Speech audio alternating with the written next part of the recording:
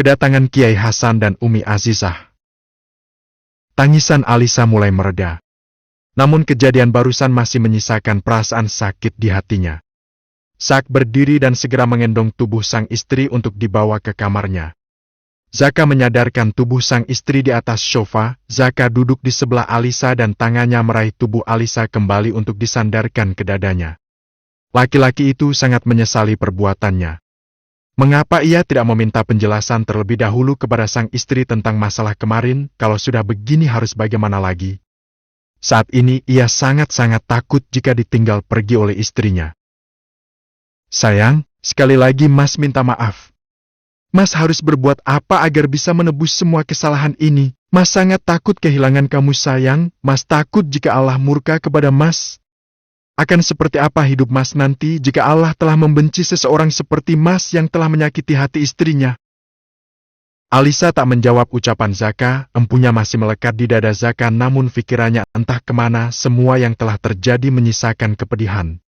Alisa sendiri sadar diri, masa lalunya amat buruk.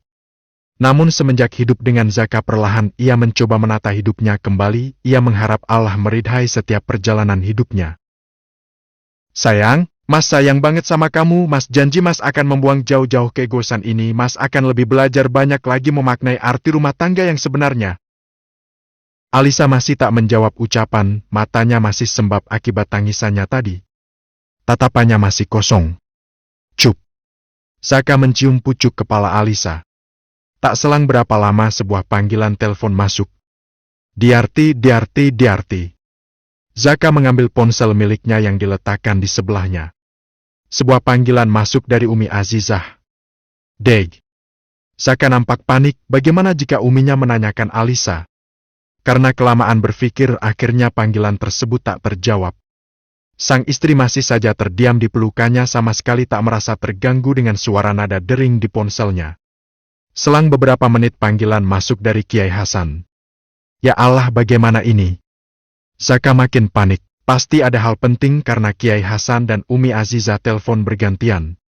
Zaka terlalu lama berpikir akhirnya panggilan tersebut tak terjawab kembali.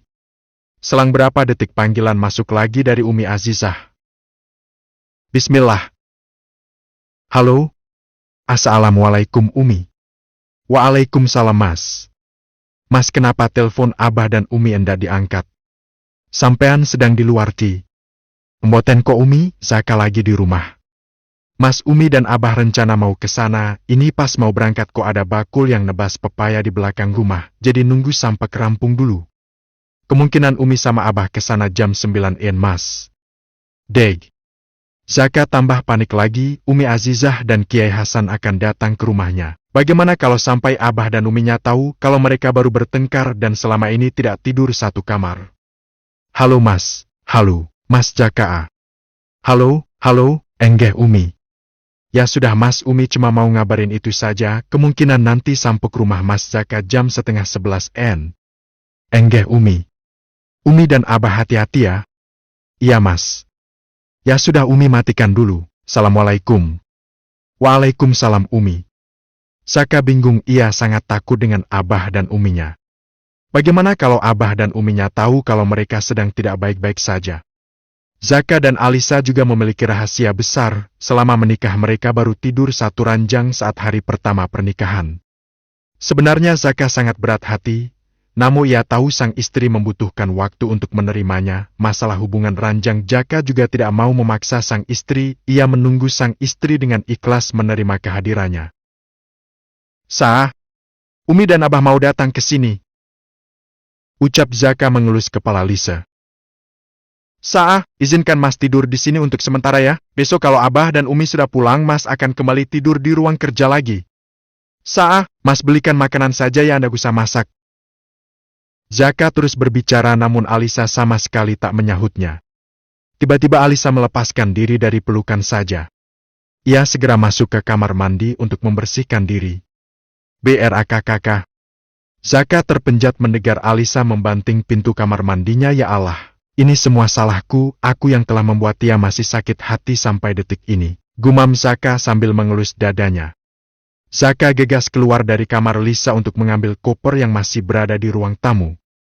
Zaka juga segera mengganti tabung gas LPG-nya yang sudah habis. Mungkin tabung gas akan menjadi benda yang paling menyeramkan bagi Zaka. Perkara tabung gas dan sebuah keegosan menjadi masalah besar yang menjadikan Alisa dan Zaka sampai mengeluarkan air mata. Selesai di dapur, Zaka bergeser masuk ke dalam ruang kerjanya. Dengan gerak cepat, Zaka membersih semua baju dan barang-barangnya untuk dipindah ke kamar Lisa agar tidak ketahuan oleh Abah dan Uminya. Zaka tahu pasti Abah dan Umi ingin mengetahui ruang kerjanya. Setengah jam berlalu, Zaka sudah membereskan ruang kerjanya. Lemarinya kosong, spraynya sudah dilepas oleh Zaka. Ruangnya kembali bersih dan rapi layaknya tempat kerja. Zaka menghampiri Alisa di dapur, rupanya Alisa sedang sibuk memasak menyambut kedatangan Kiai Hasan dan Umi Azizah. Dengan langkah pelan Zaka mendekat ke arah Alisa. Ia berdiri persis di belakangnya. Alisa mengamati sang istri yang sedang memasak. "Masak apa saya?" "Sayur sop," ucap Lisa ketus. "Lauknya apa?" "Perkedel kentang. Lumpia yang Mas bawa kemarin masih saya." "Masih?" Zaka menghela nafas. Apakah ini yang dinamakan hukum karma? Zaka tahu sang istri masih belum bisa memaafkannya, namun Zaka tak menyerah. Ia ingin mengambil hati sang istri kembali. "Mau Mas bantuin apa?" "Gak usah." Zaka mengalah. Ia tahu Alisa masih membutuhkan waktu untuk memaafkannya. Zaka akhirnya pergi menjauh dari Alisa. Ia ingat kamar tamu masih belum disapu. Akhirnya ia memilih membantu sang istri untuk membersihkan kamar tamu saja. Setengah jam Zaka sibuk membersihkan kamar tamu. Ia menyapu, mengganti spray, dan mengelap meja yang kotor. Zaka bergeser ke ruang tengah merapikan semua yang masih berantakan. Waktu sudah menunjukkan pukul 10 siang. Ia kembali ke dapur untuk melihat Alisa. Semua makanan sudah matang: perkedel kentang, tempe goreng, ayam goreng, sambal kecap, dan sayur sop ditaburi bawang goreng tertata. Rapi di atas meja makan. Alisa masih terlihat sibuk di dapur mengoreng lumpia, pisang crispy, dan bakso goreng untuk disajikan kepada Abah Uminya. Perkiraan Zaka salah. Sebelum jam 10:30 ternyata Kiai Hasan dan Umi Azizah sudah datang. Deru suara mobil Kiai Hasan memasuki pelataran rumah Zaka. Zaka melirik Alisa. Mata Alisa masih terlihat sembab akibat tangisannya tadi. Zaka sudah pasrah bagaimana nantinya jika ditanya oleh Abah dan Uminya. Ya Allah, semoga semuanya baik-baik saja, batin Zaka. Zaka segera keluar menyambut Abah dan Uminya. Brek, brek, suara pintu mobil ditutup. "Assalamualaikum Mas Zaka." Umi Azizah dan Kiai Hasan menghampiri Zaka. "Waalaikumsalam Abah Umi." Zaka mencium takzim tangan Abah dan Uminya bergantian. "Sehat Mas?" "Alhamdulillah sehat Ba, Abah Umi sehat." "Alhamdulillah sehat semua Mas," jawab Umi Azizah. "Mas minta tolong bawakan 2 kresek putih di kursi belakang Mas." "Enggak Umi." Umi Azizah dan Kiai Hasan masuk ke rumah Zaka. Alisa menyambut kedatangan Kiai Hasan dan Umi Azizah. "Assalamualaikum Duk Ca Ayu." "Waalaikumsalam Umi, Abah." Alisa mencium punggung tangan Kiai Hasan dan Umi Azizah bergantian. Umi Azizah memeluk Alisa dan mencium kedua pipi Alisa. "Pripun kabari Abah?" "Umi?" "Gimana kabarnya Abah, Umi?" "Alhamdulillah sehat semua Nduk Ca Ayu, kamu gimana sehat?" "Alhamdulillah sehat Umi." "Nduk, kenapa mata kamu sembab? Kamu habis menangis?" Umi Azizah melihat keanehan pada mata Alisa. Alisa menatap wajah Zaka yang berdiri di belakang Umi Azizah dan Kiai Hasan. Wajah Zaka terlihat sangat takut, lebih tepatnya takut jika Alisa berkata jujur kepada Abah Uminya. "Enggak Umi. Tadi pagi sebelum Alisa beraktivitas, Lisa nonton film Hidayah di Indosiar yang judulnya Karena Salah Paham Suamiku Menyeretku." Alisa sedih Umi dan akhirnya menangis dan matanya jadi sembab seperti ini. Ucap Alisa alih. Ya Allah, ampuni hamba yang sudah berbohong kepada Umi dan hamba batin Alisa. Wajah Zaka sangat terlihat takut mendengar penuturan Alisa kepada Umi abahnya. Padahal jelas-jelas tidak ada film Indosiar yang menyajikan judul seperti itu. Semua yang dikatakan Alisa adalah kisah nyata yang terjadi beberapa jam yang lalu namun hanya ditarik tidak sampai diseret.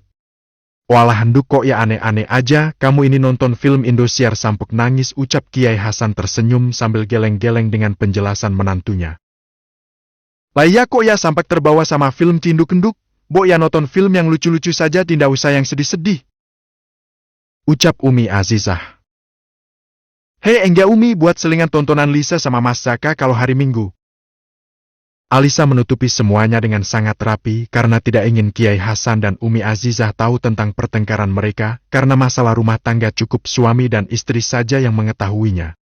Monggo Abah Umi. Alisa mempersilahkan Kiai Hasan dan Umi Azizah di ruang keluarga. Kiai Hasan dan Umi Azizah duduk bersantai di ruang tengah. Abah, Umi bakda didamel keunjukan nopo. Abah, Umi mau dibuatkan minuman apa? Teh anget asrep tanpa gula saja Nduk, dua jawab Umi Azizah. Enggak Umi, kedapnya Lisa tinggal rihin. Ya Umi, sebentar ya Lisa tinggal dulu. Nggak usah repot-repot lo Nduk. Emboten Umi, Lisa remen sangat Abah kali Umi saget berkunjung mriki. Tidak Umi, Lisa seneng banget Abah sama Umi bisa berkunjung ke sini. Alisa menuju ke dapur, ia menyiapkan 2 teh dan menata di atas nampan makanan yang sudah disiapkan tadi. Zaka sangat lucu, saat kedatangan Abah dan Uminya ia malah muter-muter tidak jelas di dapur. Zaka menawarkan sesuatu kepada Alisa. Mau dibantuin saya? Tanya Zaka. Alisa tak menjawab, ia segera berlalu membawa nampan berisi 2 gelas teh dan makanan yang telah disiapkan Alisa untuk mertuanya. Alisa menghampiri Umi Azizah dan Kiai Hasan di ruang tengah. Alisa menampakkan senyum manisnya seolah melupakan kesedihan yang ada pada dirinya. Rupanya kedatangan Kiai Hasan dan Umi Azizah membuatnya Alisa terhibur. Nduk Umi bilang ndak usah repot-repot, kok malah disuguhi jajan segala ti?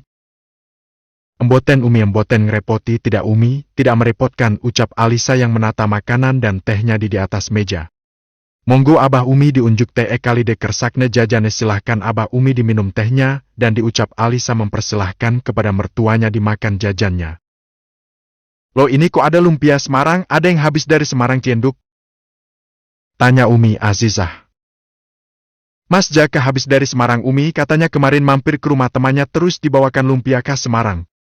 Loh, Mas Jaka ke Semarang kok ndak pamit Abah sama Umi? Berarti sampean ditinggal sendiri di rumah Nduk? Tanya Kiai Hasan. Kamis malam wonten rencang Lisa nginep mriki Umi, baru hari Jumatnya Lisa piambekan, tapi mboten nopo-nopo Umi, Lisa wantun kok. Kamis malam ada teman Lisa yang nginep di sini Umi, baru Jumatnya Lisa sendirian. Tapi ndak apa-apa Umi, Lisa berani kok. Ya ndak gitu Nduk, harusnya Masmu pamit sama Umi sama Abah, kamu disuruh nginep di rumah Abah sama Umi sementara Masmu sudah ninggalin kamu sendiri, nanti kalau ada apa-apa gimana? Kini Kiai Hasan yang membuka suara. Maaf Bah, sebenarnya Lisa sampun disuruh Mas Zaka nginep di rumah Umi Abah, tapi Alisa takut terpoti Abah Umi. Maaf Bah, sebenarnya Lisa sudah ditawarin Mas Zaka nginep di rumah Umi dan Abah, tapi Lisa takut merepotkan Abah dan Umi. Ya sudah ndak apa-apa Nduk, Umi Abah ndak merasa direpotin Nduk, lain kali menginap di rumah Abah sama Umi saja ya, Umi ndak tega kamu ditinggal sendirian. Ucap Umi Azizah. Enggak Umi. Zaka mendengar percakapan Alisa dengan Abah Uminya, tentunya ia sangat takut. Mana Nduk suamimu suruh ke sini? Deg. Zaka mendengar Kiai Hasan menyuruh Alisa memanggilnya. Dengan langkah cepat Zaka menghadap ke Abah Uminya. Alisa berdiri namun melihat Zaka sudah datang, ia kembali duduk di sebelah Umi Azizah kembali dan Zaka duduk di sebelah Kiai Hasan. Mas sampean kemarin habis dari Semarang?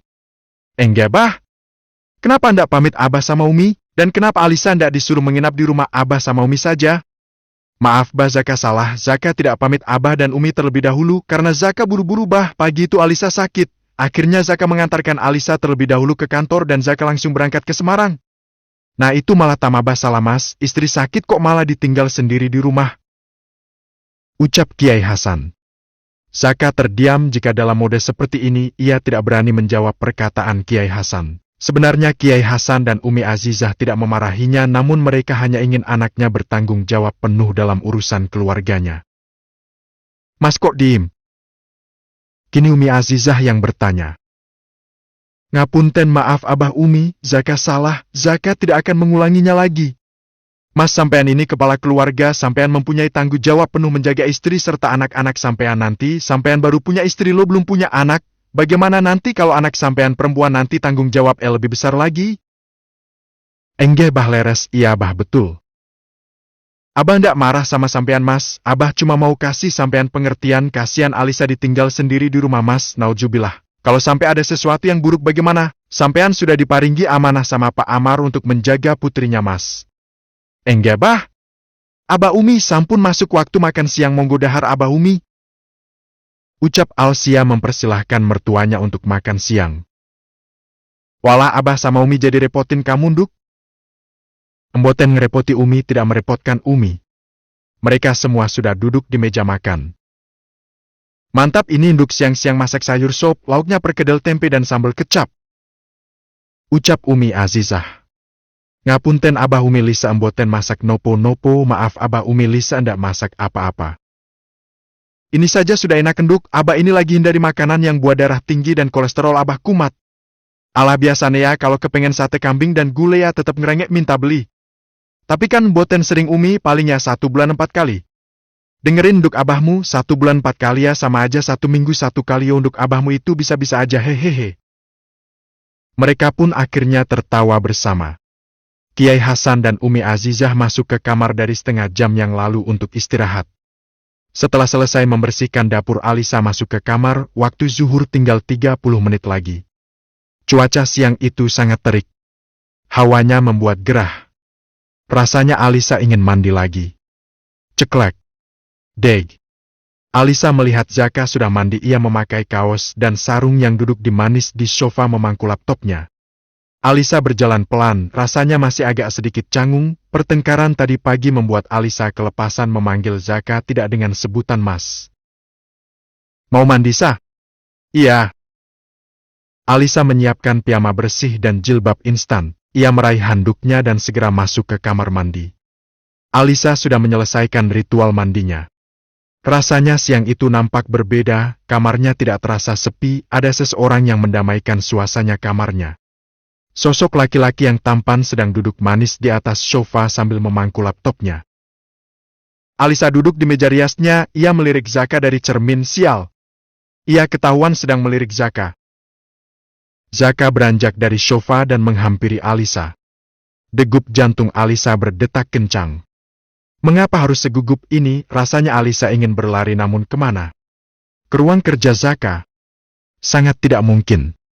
Ingin pura-pura tidur, masak tidur di siang bolong. Zaka tiba-tiba mendekat dan mengalungkan tangannya di leher Alisa. Maafin Mas ya atas kejadian kemarin malam hingga tadi pagi. Alisa menundukkan kepalanya. Rasanya masih sakit, pertengkaran tadi pagi membuatnya menjadi sangat takut. Semua ucapannya telah disaksikan langsung oleh Allah dan para malaikat Allah. Mas tahu kamu masih marah sama Mas, tapi tolong jangan cuekin Mas kayak gini. Mas merasa ada yang kurang dari kamu saya. Alisa melepaskan pelukan Zaka. Kok gitu Ci? Mas harus berbuat apa supaya kamu mau memaafkan Mas? Gak usah. Alisa merasa sangat risih, ia segera beranjak dari tempat duduknya. Namun Zaka dengan segera mencuri kecupan di bibir manisnya. Cup. Deg. Alisa sangat kaget mendapat serangan dari Zaka. Air matanya malah terjatuh. Mengapa ia sangat terlihat seperti wanita pendosa? Bibirnya sudah berkata kasar kepada suaminya, meminta untuk berpisah dan perkataan buruk lainnya. Sayang jangan menangis, maafin Mas jika Mas ada salah lagi sama kamu. Ucap Zaka mengusap air mata Alisa. Alisa tak menjawab ucapan Zaka, mengapa lidahnya seolah keluh, mungkin ia masih membutuhkan waktu untuk mengembalikan semuanya lagi. Alisa berlalu dan langsung masuk kamar mandi karena azan zuhur sudah berkumandang. Ceklek. Zaka melihat wajah dan tangan Alisa masih kering. Kok belum wudu? Aku kena haid, ucap Alisa singkat. Alhamdulillah dong, berarti malam ini Lisa aman. Maksudnya? Aman dari godaan Mas, ucap Zaka yang mencoba mencairkan suasana. Alisa melengos dan segera keluar dari kamarnya. Rasa-rasanya di kamar berdua bersama Zaka malah membuatnya bertambah sebal. Alisa keluar dari kamarnya melihat Umi Azizah sedang duduk di ruang tengah. Alisa langsung mendekat bergabung dengan Umi Azizah. Loh, Nduk kok ndak istirahat? Hehehe, mboten Umi mau nyuci baju. Walah, boya nanti sore aja kalau masih capek, ada pengering tinduk? Wonten Umi, ada Umi. Iya biar ringan pakai pengering saja Nduk, dijemur di depan gudang nanti kering sendiri. Enggak Umi. Umi matur suun sangatnya sampun didamelke ayam serundeng kali kue sarang semut dameli sekali Mas Jaka. Umi terima kasih banyak sudah membuatkan ayam serundeng sama kue sarang semut untuk Lisa dan Mas Jaka. Ya Nduk sama-sama, Umi sering buat kue-kue sendiri, nanti kalau ada acara ndak usah pesen-pesen Nduk biar Umi yang buatin ya. Enggak Umi matur suun. Masmu itu suka banget sama ayam serundeng dari kecil Nduk. Dulu kalau Abah dapat berkat dari talilan ayamnya minta digoreng lagi terus dicampur sama serundengnya, masmu itu persis seperti Abah orang yang dari manan, mau dimasak nih daun boden singkong lauk tempe, sama sambal terasi aja sudah seneng Nduk. Enggak Umi, Mas Jaka mboten pernah minta dimasakin aneh-aneh, Alisa masak apapun selalu dimakan. Ya begitulah Nduk, itulah ciri-ciri suami yang baik, dia sama sekali tidak pernah menuntut istrinya macam-macam, tapi kita sebagai wanita juga harus memberikan pelayanan yang terbaik untuk suami Nduk, karena mereka adalah jalan surga bagi istrinya yang mau patuh dan nurut kepada suaminya. Enggak Umi. Umi pesan ya Nduk, bagaimanapun kekurangan Mas Jaka, mohon diterima dengan hati yang lapang ya Nduk. Dalam hubungan rumah tangga itu perlu Nduk adanya saling percaya dan keterbukaan, jangan pernah berkata kasar ataupun membentak suami karena itu termasuk dosa besar. Enggak Umi.